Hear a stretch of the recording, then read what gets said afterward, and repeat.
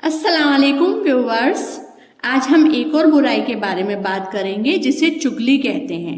आजकल हमारे मुआशरे में एक गंदी बीमारी बहुत बुरे तरीके से फैल रही है जिसे चुगली कहते हैं। किसी की सुनी सुनाई बात दूसरों तक फैलाना और दो लोगों में झगड़ा फसाद फैलाना, इसे चुगली कहते हैं। यह बहुत बड़ा गुनाह है और मनहूस आदत है। इस गुनाह में मर्दों से ज्यादा औरतें फंसी हुई है। यह दो गुनाहों को और दावत देती हैं। जैसे जो कान के कच्चे लोग हैं, बदगुमान लोग हैं, इसके झांसे में बहुत ज्यादा जल्दी आते हैं और अपने बने बने रिश्ते को तोड़ देते हैं। बुराई हमेशा बुरे लोगों की होती है या बहुत ज्यादा अच्छे लोग होते हैं उनकी बुराई होती है, क्योंकि बुरे लोगों के काम तो बुरे होते हैं ही, लेकिन अच्छे लोगों की अच्छाई से लोग बहुत जलते हैं और हसद के शिकार हो जाते हैं। उन्हें नीचा गिराने के लिए उल्टी सीधी तदबीरें चलते रहते हैं।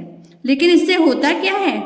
लेकिन इससे ऐसा करने से वही हलाक होता है जो खुद कभी योग्य बन ही नहीं सकता। हदीस शरीफ में चुगलखोर को हमारे प्यारे आका ने कबीरा गुनाह बताया है। यहाँ तक कि एक हदीस में यह भी आया है कि तुम लोगों में से अल्लाह ताला के सामने नापसंदीदा वही है जो इधर उधर लोगों की बातें सुनकर मोमिन बंदों में फूट डालता है। एक हदीस में यह भी है, हमारे प्यारे नबी सल्लल्लाहु अलैहि वसल्लम ने फरमाया है कि चुगली करने वाला जन्नत में दाखिल नहीं हो सकेगा। वह हमेशा नकारात्मक होता है, यानी नेगेटिव होता है। और एक हदीस में यह भी है, प्यारे रसूल अल्लाह ने फरमाया, चुगलखोर तो आखिरत से पहले कब्र का अजाब दिया जाएगा। इसके अलावा चुगली की बुराई के बारे में बहुत सारी हदीसें हैं। इन सब बातों से हमें महसूस कर लेना चाहिए कि कितना बड़ा गुनाह है। इसके नुकसानात दीन और दुनिया दोनों जगह भुगतने पड़ते हैं। अब हम इसका इलाज कैसे करें? सबसे पहले हमको जहन में यह डालना है कि कोई भी हमें कुछ भी बात बताता है तो हमें तफ्तीश करनी होगी कि उसकी बातों में कितनी सच्चाई है, और अगर हमें कोई बात बता रहा है तो उसके पीछे मकसद क्या है। किसी के मकसद को जाने बिना किसी बात को फैलाना नहीं चाहिए, उसको सीने में दफन कर देना चाहिए। अगर दूसरों तक हम कोई बात इस मकसद से पहुंचानी है जिसमें दीन या दुनिया का फायदा है तो जरूर ही बन जाता है कि उस बात की चर्चा करें।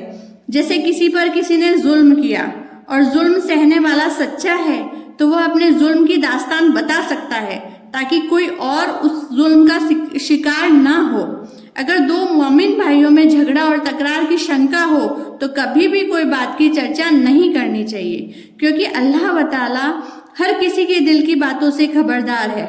वह हमारे दिल से हमें देख रहे होते हैं, हमारे दिल की छुपी बातों को जाहिर करने की कुव्वत रखते हैं।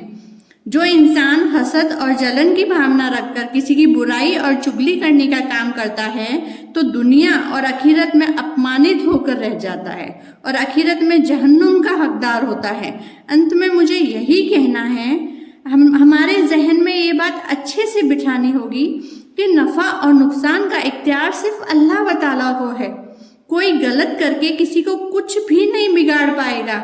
यकीन ही अल्लाह ताला की खुराक है। यकीन जैसा हम करेंगे हमें वैसी मदद मिलेगी। आमीन।